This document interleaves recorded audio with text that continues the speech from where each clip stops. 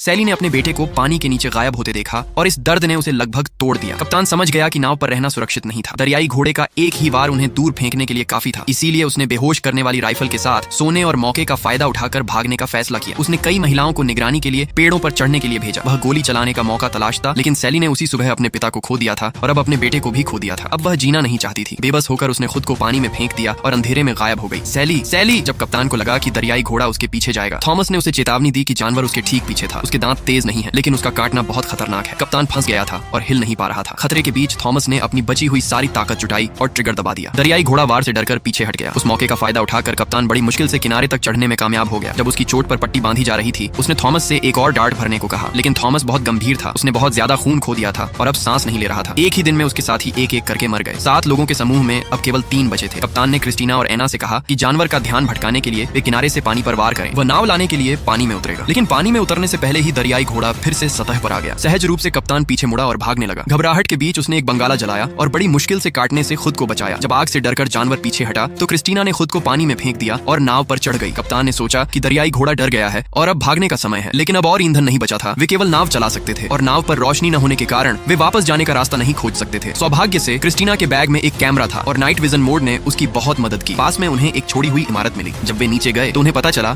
कि वह जानवरों का शोध केंद्र था। कप्तान ने वहां छिपने और सुबह होने तक इंतजार करने की योजना बनाई। उन्होंने इमारत के आसपास की जगह को ध्यान से देखा। अचानक उन्हें एक दरियाई घोड़े का बच्चा लोहे के गेट से कुचला हुआ मिला। उसका शरीर लताओं के बीच उलझा हुआ था। क्रिस्टीना सहज रूप से उसकी मदद करना चाहती थी, लेकिन दरियाई घोड़ा थोड़ी दूरी पर दिखाई दिया। उसने सोचा कि वे उसके बच्चे को चोट पहुंचा रहे हैं और उसने तुरंत हमला कर दिया। किस्मत से सीढ़ियों ने जानवर को रोक दिया और क्रिस्टीना इमारत के अंदर जाने में कामयाब हो गई। एक कोने में क्रिस्टीना को गैस का एक कनस्तर मिला। कप्तान ने उनसे उसे फर्श पर फेंकने को कहा। उसकी योजना उसे जलाकर बचाव दल का ध्यान खींचने की थी। जैसे ही वे उसे तैयार करने लगे, दरियाई घोड़ा दरवाजे पर दिखाई दिया। उसने एक ही वार में लकड़ी का दरवाजा तोड़ दिया और कप्तान को गिरा दिया, जो प्रतिक्रिया नहीं कर सका। जब जानवर उसे काटने वाला था तो एना ने बेरहमी से चाबी से कमरे का दरवाजा अंदर से बंद कर दिया। बाहर उन्होंने कप्तान के दर्द की कुछ चीखें सुनी और फिर शांति छा गई। एना को लगा कि इसी तरह वह खुद को बचाने वाला था, लेकिन दरियाई घोड़े ने वह दरवाजा भी तोड़ दिया और उन दोनों पर झपट पड़ा। बिना वहां से निकले क्रिस्टीना भागी नहीं। उसने जानवर को गैस के टैंक तक ले जाकर उसमें आग लगा दी। इस तरह वह उसे आग की दीवार के दूसरी तरफ छोड़ गई। क्रिस्टीना ने मौके का फायदा उठाया और घायल एना को उठाया। दोनों एक दूसरे का सहारा लेकर वहां से निकल गए, लेकिन वे इस बात पर सहमत नहीं थे कि कैसे भागना है। क्रिस्टीना आंगन में लोहे के पिंजरे पर चढ़कर बचाव दल का इंतजार करना चाहती थी, क्योंकि आग निश्चित रूप से ध्यान खींचेगी। एना नाव की ओर भागने पर जोर देती रही। दोनों में से कोई भी दूसरे को नहीं मना सका और आखिरकार वे अलग हो गए। उसी समय मादा दरियाई घोड़ा आग की लपटों से खुद को छुड़ाने में कामयाब हो गई। उसने एना को भागते हुए देखा और उसे एक में पहना दिया। उसे मारने के बाद वह क्रिस्टीना के पास पहुंची। उस जानवर के सामने जिसने उसके सभी साथियों को मार दिया था। क्रिस्टीना अचानक उसे समझ गई। शुरुआत से ही वह जो कुछ भी कर रही थी अपने बच्चे की रक्षा करने के लिए कर रही थी। क्रिस्टीना ने अब और देर नहीं की। उसने चाकू निकाला, नीचे झुकी और